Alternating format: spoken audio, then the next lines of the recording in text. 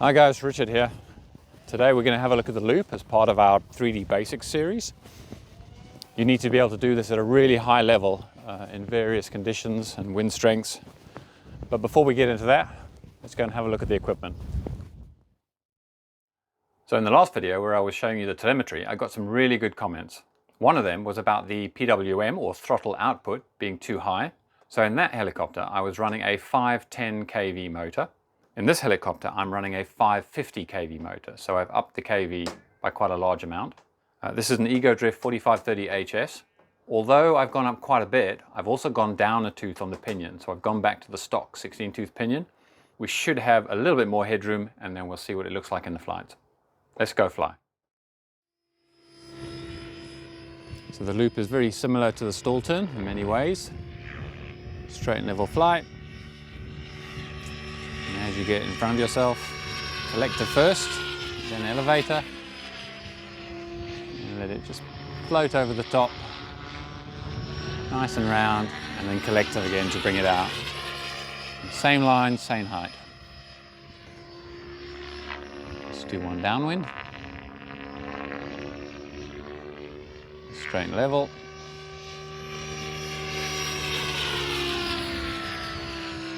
Over the top.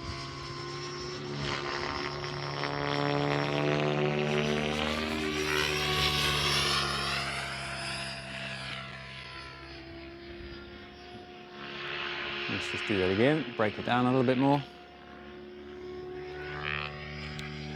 Right, so the first quarter of the loop is going to be mainly collective and a little bit of elevator, and we're just getting that inertia upwards.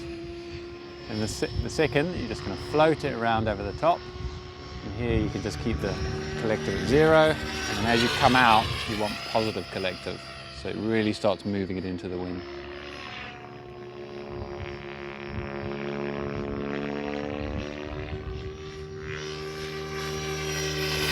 Collective, get it moving up, and you can back off the collective, let it float down, let it track, and then exit strategy, keep it nose down and just apply collective.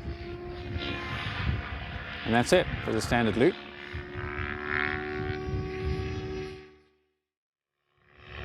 What you really want to get good at is being able to do these on the spot, so being able to do continuous loops.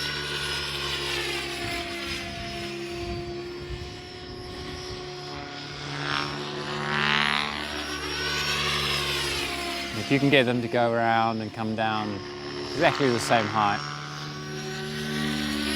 that means you've really got them. And this is actually a really nice exercise to do as well, because you can kind of compare them back to back.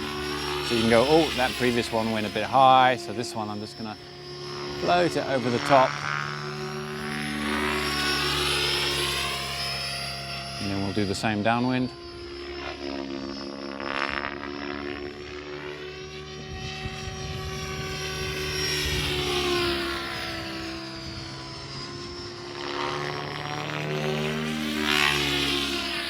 Exactly the same place, right? So you can see how this one's a little bit squashed, misshapen.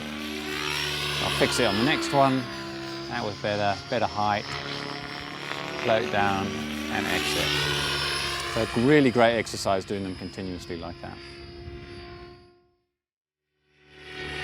So now I'm going to show you how to steer them in the loop, so get them to move further and further in and further out.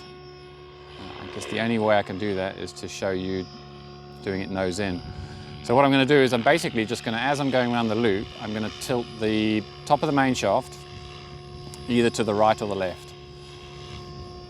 So on this one I'm going to tilt it to the right, my right. Tilt it right. And you'll see as you go over, the model now comes out to the right. And then we can do the same with the left. So I'm entering the loop, tilt it left, and that's it. And you can see it just comes out a little bit. It doesn't have to be a lot, it's a tiny amount. And then you can apply the same thing in here. So here I want to come out from the loop further away than I went in. So I'm just going to point that main shaft a little bit out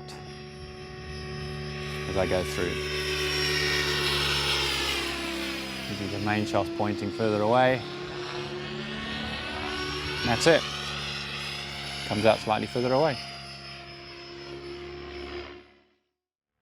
For backwards loops, it's going to be exactly the same.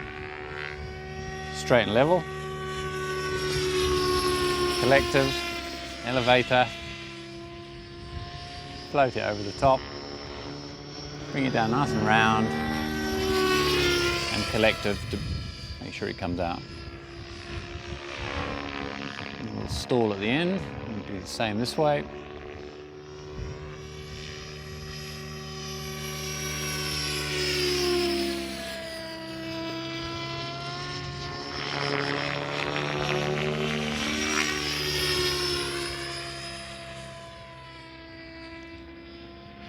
And that's it for backwards, I think.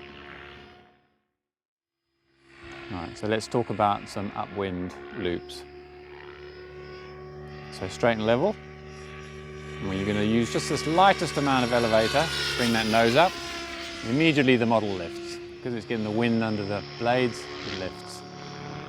And then positive collective to bring it out. Right. And also because it's now pushing you downwind here, you can just float it over the top. Positive collective here so it doesn't drift too far. And back on. Just float it over the top, there you go. Positive, positive, and exit in a slightly nose down position, just so it powers through. That gives us a nice decent speed. So now in a downwind loop, it's going to be slightly more difficult. Because the model's now going to have a fair amount of speed, you want to use a lot more elevator earlier because you don't want it to drift downwind. You just want it to pick up. So lots of elevator. And negative collective there just to hold it.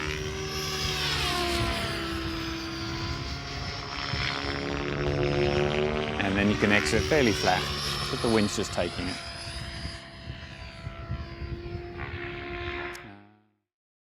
I hope you found this video useful. Just a word about weaknesses. So when you feel uncomfortable with a model in a certain position during your flight, this normally means that you have a weakness. This is a great thing. You can address that weakness just by practice. And you'll normally find after a few flights that uncomfortableness will go away. Until next time, or as my friend Bill says, hubba hubba.